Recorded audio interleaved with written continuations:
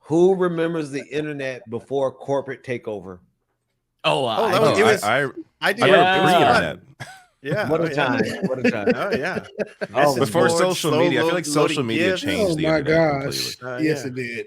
I remember Yeah. corporations didn't know what to do with the internet. And it was like, yes, stay away. Little did I know. It's the wild, wild west. I remember me and my friend, we'd go to the library before my family had internet, and we would use the computers there, and we would just go on the CBS.com survivor chat rooms and just troll people there, for no reason. Like I don't know how we were like 10 years old, just posting the dumbest shit, like fart, burp, and then trying to direct message other users and ask them to marry us, and we just laugh hysterically like it was the funniest shit in the world. So that's like my first kind of memories of the internet, me being a dipshit online. Mine is looking up video game codes. That was my early internet days. Oh, that's pretty much what I used the internet for. Mine was just getting the AOL CDs. They used to come in the mail every week. So it was like use the access code and then blocking the internet, the phone connection whenever somebody's trying to use the phone. Who got cut off the internet? I'm so old. My JPEGs. I almost saw boom. Come on. Yeah, I remember that too. And if somebody was on the phone, you could actually listen to their conversation when it was dialing in. Because I remember my sister was on the phone with her boyfriend, and I kept trying to get online, and so she could hear the dialing, so she knew that I was trying to get on. But she was like, "Oh no, Mike's trying to get on. He's gonna be pissed at me. I said he could use the computer." And then her boyfriend was like, "Oh, who gives a shit?" And I'm like, "That fucking ass!" Like I was listening to all of this shit, so it's coming through my speakers. Wait, that was coming from the modem? You could hear it through, like you could hear it. He's talking about when someone else was calling. No, he's talking about two calls, not. Oh, okay. You couldn't hear people. when you do the dial tone, like the weird AOL sound, like when it's dialing the internet, if somebody's on the phone, you can actually hear that conversation. Yeah, it would come through. That's what I heard. Oh, right. Yeah, so it could, that could be really incriminating depending on what you're talking about. But I just heard them shit talking me. I remember Napster scared my grandma that she thought like magic was real when I was like, name me any song you want, and I will have it in a couple hours, like 2 hours. Couple hours, yeah, I know. High speed internet, what's that? Yeah, I know.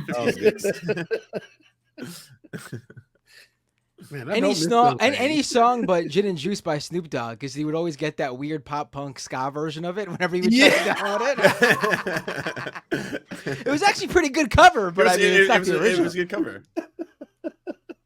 That's weird. I know. Yes, LimeWire was mine. I saw somebody in the chat talk about LimeWire. Yeah. Oh my gosh. Oh yeah. I used to DJ using LimeWire a lot. That's where I get all my music from. It gets all kind of exclusives. Computer full of viruses. Yep.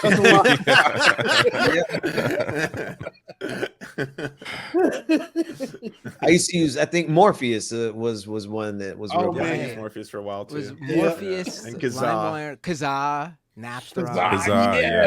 Yeah. Oh, that was the golden age. That was before everyone just paid for streaming services. Now you for play all everything, your songs via Winamp. Yeah. Cool visualizer. Yeah.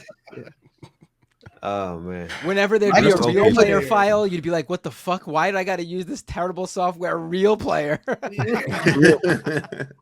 Life was so much more uncomplicated back then. I never thought I'd get to the point where I'm like back in my day, but we had dial-up internet. Yeah. Back before high speed, before DSL, we had peace and prosperity. Don't have to worry about none of that stuff. Yeah. George Bush was president. Everything was great. Yeah. Bread was 99 cents. Hello.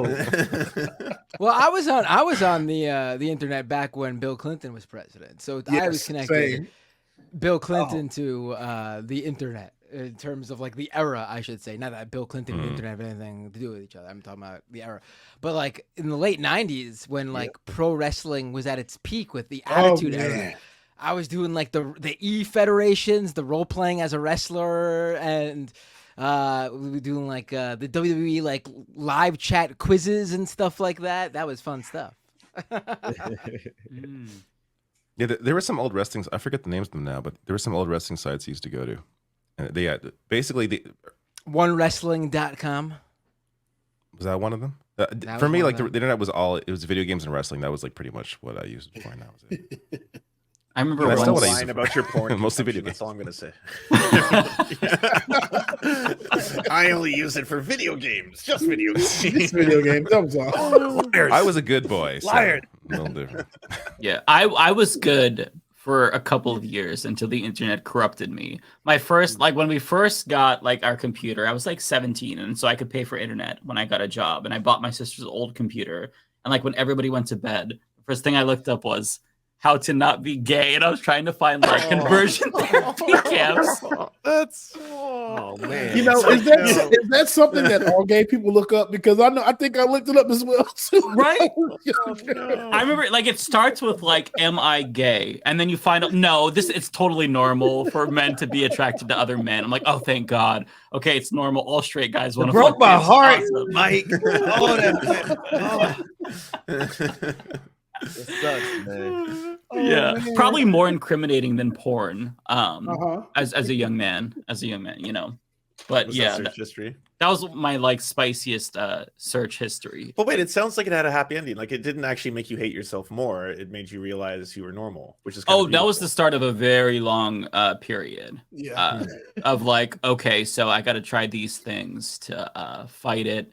Because conversion therapy was like, I think it was costly, and it was also really hard to do it inconspicuously because I didn't want my family to be like, oh, why does he want to go to conversation therapy? You know what I mean? So like there were like these methods that you can light try. bulb entrances, like a big sign that said "Feeling gay, enter come here." Yeah. So like that. So I did the at-home methods where it's like, okay, if you feel a same-sex attraction, put a rubber band on your wrist and then like hit yourself with it, so that way you associate that attraction with pain. And I'm like, okay, this is, and like for 2 days, I'm like, this is really working. And I'm like, okay, it's not working. Okay. So I would like try to do like at home methods. It was like gay conversion homeopathy, right? That's so messed up. Yeah. Why did you make me laugh? I'm like, I'm torn on the inside, but then you said gay conversion homeopathy. It's like the ginger ale version. Our grandma was told us to get some ginger ale that fixed anything. You feeling gay?